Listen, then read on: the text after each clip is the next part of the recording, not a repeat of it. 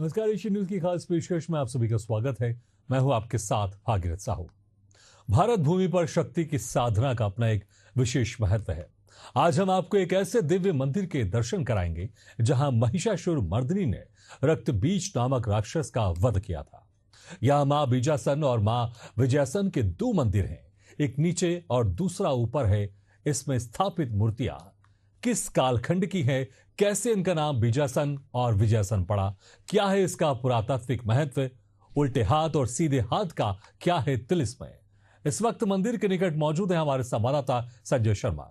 संजय जी, क्या है इस मंदिर की खासियतें, हमारे दर्शकों को बताएं।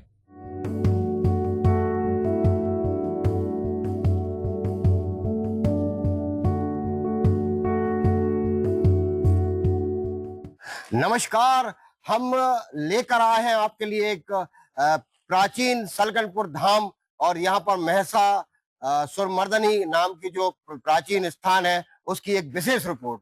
यहाँ आस्था और इतिहास और चमत्कार एक साथ जुड़ते हैं। हम बताएंगे आपको प्राचीन मंदिर का रहस्य और यहाँ की जानकारी, यहाँ के जो लोगों की भक्ति, श्रद्धा, अद्भुत श्रद्धा के बारे में बताएंगे। पीछे जो देख रहे हैं आप ये सलकनपुर देवी धाम मंदिर है। इस समय देवी लोक धाम के नाम से बनाया जा रहा है। लेकिन मैं एक जानकारी और बताना चाहूंगा कि जो पुराने लोग हैं, हमारी काफी लोगों से यहाँ पे चर्चा हुई है कि यहाँ एक जो 10वीं शताब्दी का प्राचीन महिषासुर मंदिर है, इसको पुरातत्व विभाग वालों ने भी यहाँ की कुछ मूर्तियां लेके गए हैं, जैसे हमारी जानकारी में आया है।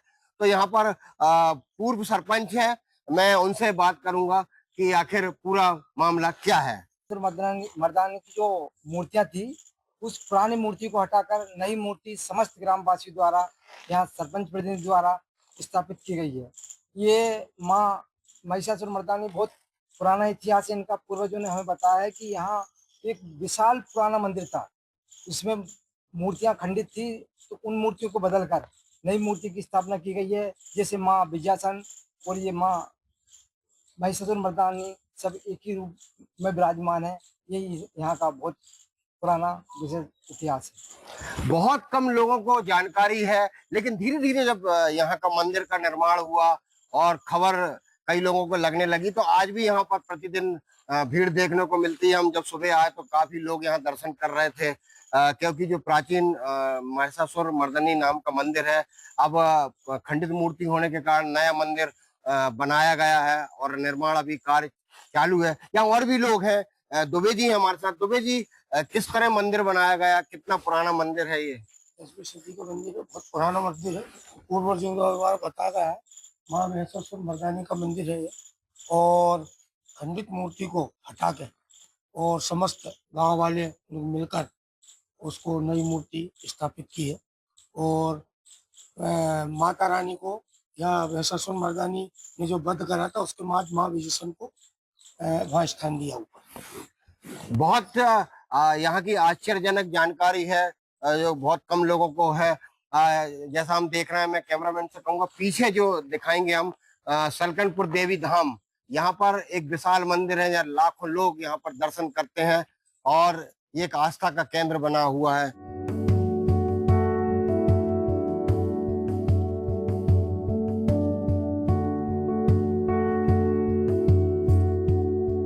मध्य प्रदेश के भोपाल के पास सलकनपुर में विजयासन माता का मंदिर है। इस मंदिर की ख्याति दूर दूर तक फैली है। देश दुनिया से श्रद्धालु मां के दर पर मत्था टेकने आते हैं। इतिहासकारों की माने तो चीरकाल में रक्त बीज नामक दैत्य के आतंक से तीनों लोकों में हाहाकार मच गया। स्वर्ग नरेश का आधिपत्य भी खतरे में आ गया। उस समय सभी देवगण और ऋषि मुनि ब्रह्मदेव के पास गए। उन्होंने भगवान विष्णु के पास जाने को कहा। ये जान सभी देवगण जगत के पालनहार भगवान विष्णु के पास पहुँचे। भगवान विष्णु को पूर्व से रक्त बीज के बारे में जानकारी थी। इसके बावजूद उन्होंने देवताओं से आने का औचित्य पूछा। उस समय देवताओं ने कहा कि हे सर्वज्ञाता, आप सब कुछ जानते हैं। रक्त बीज स्वयं को तीनों लोकों का स्वामी मानने लगा है। उसके आतंक से समस्त लोकों में त्राहि माम मचा हुआ है। आप मार्ग प्रशस्त करें। ये सुन भगवान विष्णु बोले, ये कार्य जगत जननी आदि शक्ति माँ पार्वती ही कर सकती है। उस समय भगवान विष्णु, ब्रह्मा जी और सभी देवगण भगवान शिव के पास पहुँचे। भगवान शिव और माता पार्वती की वंदना के बाद देवगणों ने अपनी व्यथा सुनाई। देवताओं की व्यथा सुन माँ पार्वती क्रोधित हो उठी और तक्षण माँ काली का रूप धारण कर त्रिदेव से आज्ञा पाकर रक्त बीज को युद्ध के लिए ललकारा। कालांतर में माँ काली ने रक्त बीज का संहार किया। उस समय माँ के जयकारे से तीनों लोग गूंज उठा। कहते हैं कि विजय श्री पाने के बाद जिस स्थान पर माँ को विराजने हेतु आसन दिया गया वो स्थान विजयासन कहलाया। इसको लेकर पुरातत्वविदों की क्या राय है, आइए जानते हैं। देखिए, इस क्षेत्र में शाक्त, शैव, बौद्ध, जैन सभी संस्कृतियों का विकास हुआ है और ये जो मंदिर है ये 10वीं शताब्दी के पूर्व भी अपने स्थापत्य कला के साथ प्रसिद्धि पर था, लेकिन कालांतर में जब शासन उनका परिवर्तन हुआ, चाहे भूकंप हुआ हो या जो भी कारण हो, और ये मंदिर जो है सब नष्ट भ्रष्ट हो गए। और बाद में सन 80 के आसपास 70-80 के दशक के बीच में यहाँ पर पुरातत्व विभाग ने उत्खनन कराया तो यहाँ सलकनपुर में महिषासुर मर्दनी का मंदिर निकला। उसमें एक महिषासुर मंदिर, एक महिषासुर मर्दनी की खंडित मूर्ति मिली, कीर्तिमुख मिले, हनुमान जी की मूर्ति मिली, गणेश जी की मूर्ति मिली, ऐसी अनेक प्रतिमाएं मिली। वहां पर बहुत से सती स्टोन और बहुत से स्तंभों के निशान मिले। उससे ये सिद्ध होता है कि यहाँ पर प्राचीन समय में बहुत बड़ा महिषासुर मर्दनी का मंदिर था। बाद में इसके पत्थरों को लोगों ने ले जाके और अपने मकान की नींव में लगा दिया। देखिए, ये सलकनपुर जो नाम है ये प्रारंभ में शक्रादि देवताओं ने, इंद्रादिक देवताओं ने भगवती महाकाली की स्तुति की थी, जो उस समय रक्त बीज का वध किया था। रक्त बीज का वध जब किया तो भगवती क्रोधित हो गई और भगवती ने क्रोध में देवताओं को भी मारना शुरू कर दिया। तब भगवान शिव से प्रार्थना की और शिव जो है उनके मार्ग में लेट जाते हैं। तो पादाघात होने से भगवती महाकाली ने जब एक विशेष स्फुरण के कारण उनको देखा तो वहां देखने से उनको भगवान शिव का दर्शन हुआ और उनको लज्जा आ गई। लज्जा के कारण उनका क्रोध शांत हो गया और फिर देवताओं ने यहाँ पर उनकी स्तुति की। इसलिए बीज है असन जिसका, असन माने भोजन, रक्त बीज जिसका भोजन था, ऐसे रक्त बीज को मारने वाली देवी का जो नाम है वो बीजासन रखा गया। इस कारण ये बीजासन देवी कहलाती हैं। इसके बाद उन देवी जी को पहाड़ी के ऊपर सिंहासन पर आरूढ़ करके इंद्र ने और दूसरे देवताओं ने अनेक प्रकार के सिंहासन दिए, रत्न आभूषण दिए, चक्र वगैरह सब शस्त्र दिए और यहाँ पर देवी जी को बिठा करके इंद्रादि देवताओं ने उनकी स्तुति की विजय के आसन पर बिठा के। इस कारण ये नाम विजयासन पड़ा। महिषासुर से विजयासन का कोई संबंध नहीं है। विजयासन की मूर्ति नीचे है और ये मूर्ति भी 10वीं शताब्दी, 8वीं और 10वीं शताब्दी की है, क्योंकि मूर्ति कला का जो विकास यहाँ पर अध्ययन में पुरातत्वविदों ने बताया तो इसका काल 8वीं 10वीं शताब्दी के करीब का बताया। और ये महिषासुर मर्दनी का मंदिर नीचे था क्योंकि ये शाक्त क्षेत्र था, शक्ति की उपासना यहाँ होती थी। बड़े बड़े साधक रेवा तटे तपम कुर्यात, तो रेवा का उत्तर तट तपस्या के लिए था। तो यहाँ देवी जी की स्तुति करने वाले भक्त ऋषि लोग रहते थे और इस कारण से ये देवी पीठ बना। मध्य प्रदेश की राजधानी भोपाल के समीप सलकनपुर देवी मंदिर में लाखों लोग देवी दर्शन के लिए प्रदेश सहित देश भर से आते हैं। कहा जाता है कि इस मंदिर की स्थापना बंजारों ने की थी। यह देवी मंदिर 1000 फीट ऊंची पहाड़ी पर स्थित है। मंदिर पर पहुंचने के लिए भक्तों को 1400 सीढ़ियों का रास्ता पार करना पड़ता है, जबकि इस पहाड़ी पर जाने के लिए कुछ वर्षों में सड़क मार्ग भी बना दिया गया है। इसके अलावा दर्शनार्थियों के लिए रोपवे शुरू हो गया है, जिसकी मदद से यहाँ 5 मिनट में पहुँचा जा सकता है। देवी माँ का ये भोपाल से 80 किलोमीटर दूर है। माँ विजयासन के दरबार में दर्शनार्थियों की कोई पुकार कभी खाली नहीं जाती है। माना जाता है कि मां विंध्याचल देवी पहाड़ पर अपने परम दिव्य रूप में विराजमान है। विंध्याचल पर्वत श्रृंखला पर विराजी माता को विंध्यवासिनी देवी भी कहा जाता है। पुराणों के अनुसार देवी विंध्याचल माता पार्वती का ही अवतार है, जिन्होंने देवताओं के आग्रह पर रक्तबीज नामक राक्षस का वध किया था और सृष्टि की रक्षा की थी। विंध्याचल देवी को कई लोग कुल देवी के रूप में भी पूजते हैं। इनके अंदर में कुछ लोग उल्टी हथेली की तो कुछ लोग सीधी हथेली की छाप लगाते हैं। इसका क्या मतलब है, आइए इसे भी समझने की कोशिश करते हैं। चमत्कार तो बहुत सारे हैं, देवी जी के अनेक चमत्कार गिने नहीं जाएंगे, इतने हैं। जिसकी भी मनोकामना होती है वो यहाँ पर उल्टे हाथ लगा के जाते हैं और मनोकामना पूरी होने के बाद श्रद्धा भक्ति भाव से आते हैं और हाथ सीधे लगा के जाते हैं। और हम लोग भी पैदल आते हैं और ये तालाब दिख रहा है, यहाँ पर हम लोग स्नान करके ऊपर जाते हैं। पैर की सूजन बुजन यो भी है, ये तालाब चमत्कारी है, इसके अंदर जाने के बाद सारी थकान मिट जाती है। जय माता दी। सलकनपुर धाम में बहुत सारे भक्त आते हैं। यहाँ सलकनपुर धाम में बहुत सारी महिमाएं और लीलाएं होती हैं। यहाँ पर उल्टे हाथ लगाए जाते हैं, तो मनोकामना रखने के लिए उल्टे हाथ लगाए जाते हैं और सीधे हाथ मनोकामना पूरी हो जाती है तब लगाए जाते हैं। बड़ी चंचला सुनी है। हाँ, यहाँ पर बहुत सारी लीलाएं हुई हैं, माता रानी का यहाँ वास है। यहाँ बहुत सारे चमत्कार है, सभी की मनोकामना पूरी होती है। हम आए हरदा जिले से सिगाली क्षेत्र। ये पीछे जो तालाब है, यहाँ सुबह स्नान करके हम ऊपर चलेंगे पैदल। मैं हर साल यहाँ पर आता हूँ। यहाँ पे जो भी आप लोग मन्नत मांगते हो, मेरी भी मन्नत पूरी हुई है। मैंने यहाँ पे मेरी मन्नत मांगी तो मेरी पूरी हुई है। और यहाँ पे बहुत अच्छा चमत्कार भी है माता रानी का। करीब 300 वर्ष पूर्व पशुओं का व्यापार करने वाले बंजारे इस स्थान पर विश्राम और चारे के लिए रुके। अचानक ही उनके पशु अदृश्य हो गए। बंजारे पशुओं को ढूंढने के लिए निकले तो उनमें से एक वृद्ध बंजारे को एक कन्या मिली। कन्या के पूछने पर वृद्ध बंजारे ने सारी बात कही। तब कन्या ने कहा कि आप यहाँ देवी के स्थान पर पूजा अर्चना कर अपनी मनोकामना पूर्ण कर सकते हैं। बंजारे ने कहा कि हमें नहीं पता है कि माँ भगवती का स्थान कहाँ है।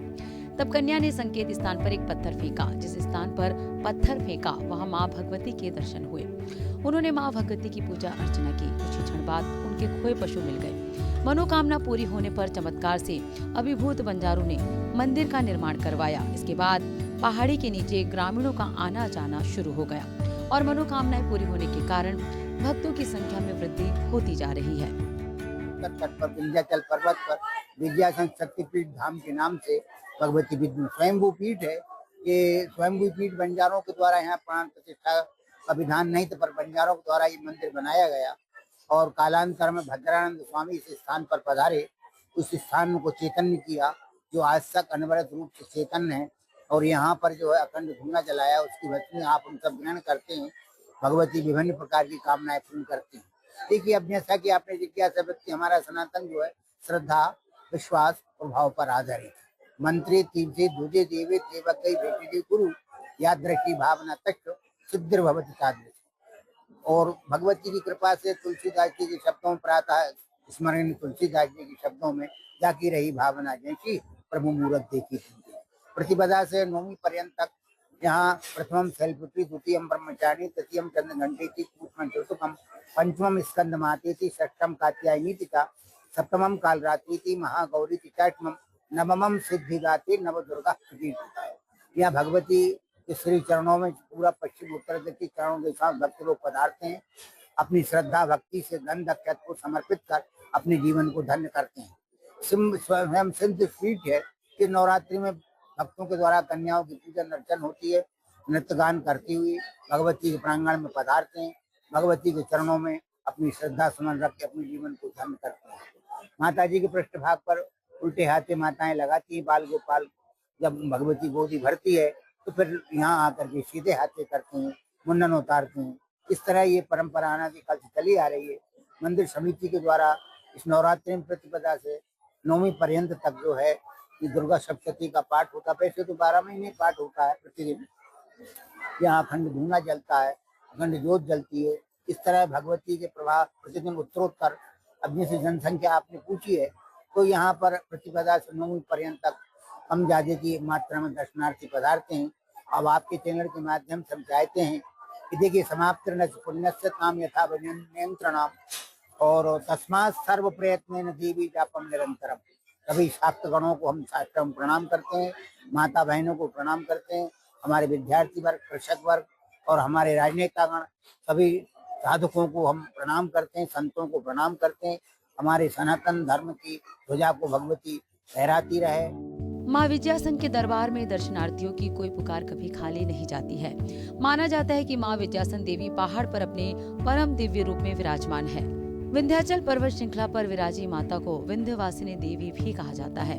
पुराणों के अनुसार देवी विजयासन माता पार्वती का ही अवतार है, जिन्होंने देवताओं के आग्रह पर रक्तबीज नामक राक्षस का वध किया था और सृष्टि की रक्षा की थी।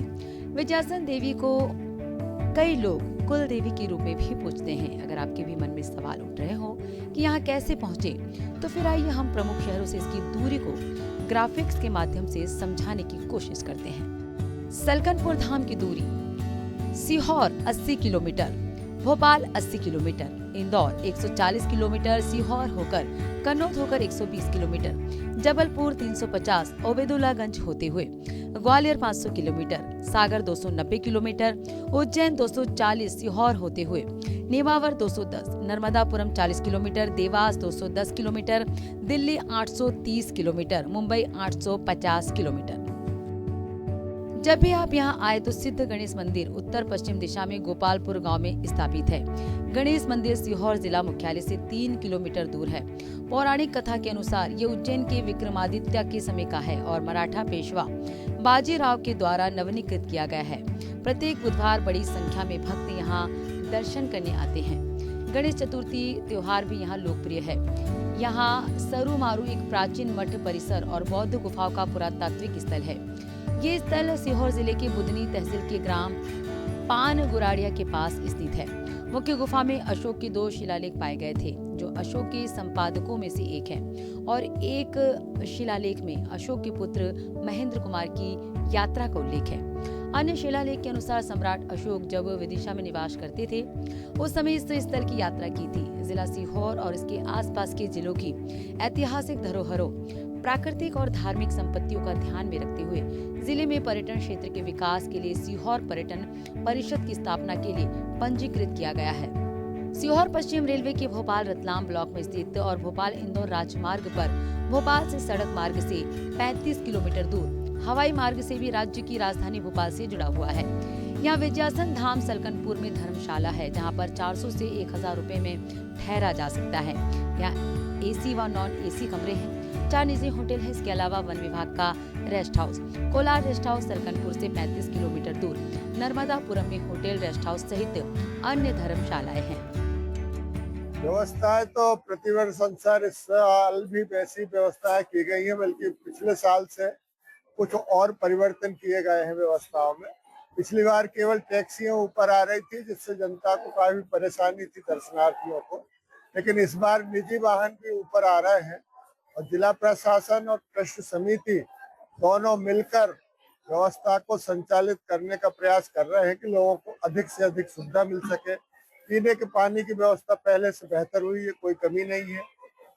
लाइट की व्यवस्था भी बेहतर हुई है। माननीय कलेक्टर साहब ने और एसपी साहब ने सभी विभागों को निर्देश दिया है कि जिन जिन विभागों की जो जवाबदेही है उसे गंभीरता से निर्वहन किया जाए कि जनता किसी तरह से परेशान ना हो, और पूरी शासकीय मशीनरी पुलिस बल सहित यहाँ निरंतर इस प्रयास में है कि जो दर्शनार्थी आ रहे हैं उन्हें हम अधिक से अधिक सुविधा दे सके, इस तरह का प्रयास किया जाता है। देवी लोक धाम की कल्पना नहीं है, कल्पना जमीन पे उतर चुकी है और ऐसे उतर चुकी है कि 80% काम देवी लोक का पूर्ण हो चुका है।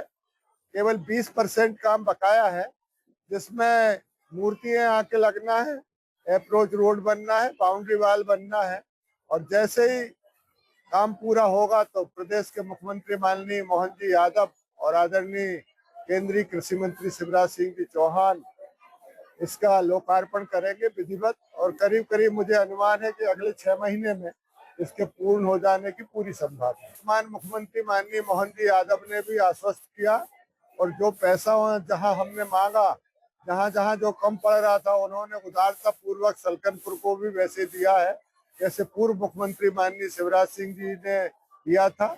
और आदरणीय शिवराज जी ने भी कहा है कहीं पैसे की कोई कमी नहीं आएगी। सेंट्रल से भी पैसा आना है और प्रदेश सरकार से भी पैसा आ रहा है। काम निरंतर चल रहा है, लेकिन बड़ा काम है इसलिए मूर्ति बनने में कुछ विलम्ब हो रहा है। जैसी मूर्तियां बनेगी वैसे ही यहाँ आके स्थापित हो जाएंगी। देखिए, पहला प्रश्न जो है कि बस स्टैंड नहीं है, ये सही है कि विधिवत कोई बस स्टैंड अभी तक नहीं बना है और दर्शनार्थियों की संख्या दिनों दिन बढ़ रही है। तो हमने जिला प्रशासन से निवेदन किया है और सरकार के ध्यान में भी लाए हैं कि यहाँ किसी भूमि का अधिग्रहण करके और अच्छा व्यवस्थित बस स्टैंड और टैक्सी स्टैंड बनवाया जाए। तो वो प्रोसीजर में है, लेकिन भविष्य में किसी जमीन का अधिग्रहण करके शासन यहाँ बस स्टैंड बनवाने का प्रयास करेगा। और दूसरा आपका जो प्रश्न है, से आपको गलत जानकारी किसी ने दी। हमारे पास करीब 100 रूम है, 50 एसी है, 50 नॉन एसी हैं और उनमें निरंतर हमारे रूम जो है भरे रहते हैं और चलते रहते हैं। लेकिन ट्रस्ट और सरकार एक ही है। इसकी नियुक्ति माननीय मुख्यमंत्री जी के यहाँ से होती है समिति की, और सेमी गवर्नमेंट का जो संस्थान है, इसलिए ट्रस्ट द्वारा जो प्रयास किए जा रहे हैं वो भी सरकार के ही माध्यम से किए जा रहे हैं। इतना बड़ा मार्केट बना के व्यापारियों को दिया है, नीचे ऊपर इतना बड़ा देवी लोक बन रहा है, तो अकेला ट्रस्ट नहीं कर सकता था, ये सरकार के सहयोग से किया जा रहा है। जैसे जैसे यातायात के साधन और सुविधाएं बढ़ेंगी, नया रोपवे लगेगा, उससे भी सुविधा उपलब्ध होगी। हमने एक और रोड की मांग की है कि आने के लिए अलग और जाने के लिए अलग अलग रास्ते हों तो बहुत बेहतर रहेगा। ऊपर भी एक पार्किंग बने, नीचे भी एक पार्किंग बने, और रेलवे लाइन का जो स्टेशन है वो भी अपने मकोड़िया के पास जो गांव है वहाँ पे बनना है, नीम केड़ी मकोड़िया के बीच में, जिसे सलकनपुर रहटी स्टेशन के नाम से जाना जाएगा। और प्रयास यही है कि जब रेलवे की लाइन डलेगी तो दूर दूर से लोगों को आने जाने में सुविधा उपलब्ध हो। हमारे सनातन धर्म में शक्ति की साधना का विशेष महत्व है। यही कारण है कि हमारे देश में साल के 12 महीनों में 13 देवियों की आराधना की जाती है। सलकनपुर विंध्य पर्वतमाला का वो स्थान है जहाँ ऋषि मुनि तपस्या करने आते थे। यहाँ पर तमाम चमत्कारिक स्थान आज भी विद्यमान है और यहीं पर है ये माँ विज्यासन का धाम, जहाँ पूरे होते हैं सारे काम। सलकनपुर देवी धाम मंदिर ही नहीं बल्कि हजारों वर्षों की आस्था और चमत्कारों का प्रतीक है।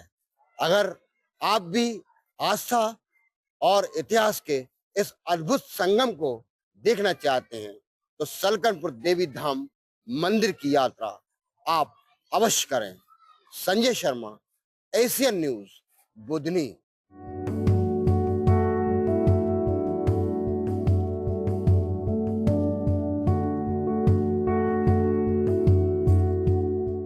इसी के साथ हमारे खास पेशकश में फिलहाल इतना है, लेकिन खबरों का सिलसिला लगातार जारी है। आप देखते रहिए एशियन न्यूज।